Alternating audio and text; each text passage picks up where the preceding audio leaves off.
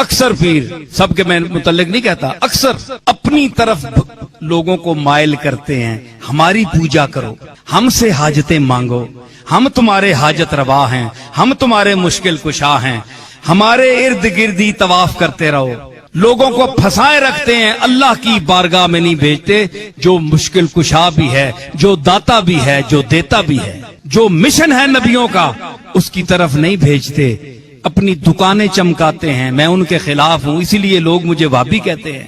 میں نے کون سا گناہ کر دیا ہے؟ میں نے وہ مشن اختیار کیا جو رسولوں نے اختیار کیا۔ بتائیں ہم میں سے کون تمہاری حاجت روا کر سکتا ہے؟ میں تو نہیں کر سکتا، میں تو خود محتاج ہوں اس کا، ہر سانس میں اس کا محتاج ہوں، تمہارے جیسا محتاج ہوں، کھلی زبان پہ کہتا ہوں، ڈنکے کی چوٹ پر کہتا ہوں۔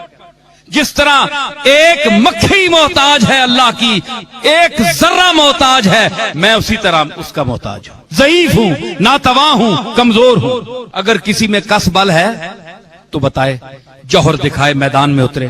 کوئی کہے جناب کہ میں حاجت پوری کرتا ہوں، میں تمہارا مشکل کشا ہوں، میں نہیں مانتا، آج بھی نہیں مانتا، چاہے مجھے آپ کافر کہیں۔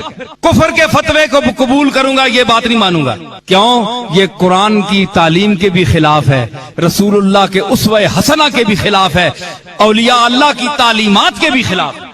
اے جناب پیر صاحب پتر دے سن، اے مولوی صاحب نے تعویذ نال جناب پتر جمسی، اللہ کو فارغ ہو گیا؟ یہ باتیں آپ ایک پیر کی زبان سے سن رہے ہیں، میرا ایک درگاہ سے تعلق ہے۔ کہاں گئی وہ رسول اللہ کی توحید؟ کہاں گئی وہ صحابہ کی توحید؟ وہ حسین نے جو علم جہاد بلند کیا تھا کربلا میں، وہ اعلائے کلمت الحق کی آواز کہاں گئی؟ رسول اللہ کی امت کیوں سو گئی ہے؟ افسوس کا مقام ہے کہ نہیں؟ بولو، اللہ کے گھر میں بیٹھے ہوئے۔ اب ذرا سے ہٹ کر کوئی بول دے یہ تو وہابی ہو گیا ہے جی، یہ توحید بیان کرتا ہے، یہ وہابی ہے۔ تے نبی ساری عمر توحید بیان کرنے رہے، انہاں کے آکسو تے قرآن